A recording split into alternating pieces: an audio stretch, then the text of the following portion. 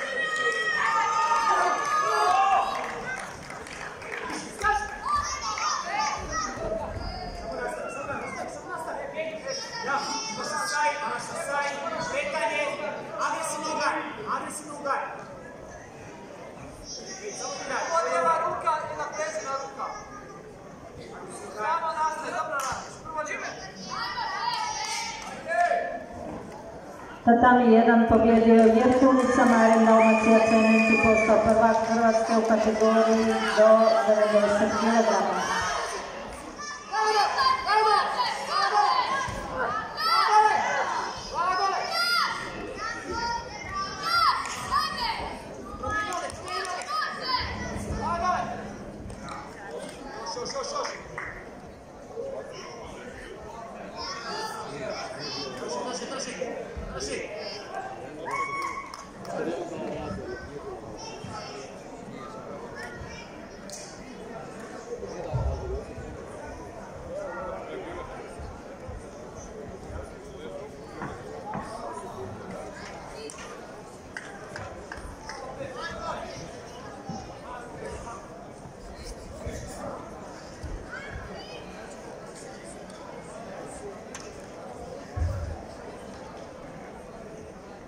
Tatami 2 pobjedila Ljuba Brigita Pojanke i osvojila prvo mjesto u kategoriji do 78 kg.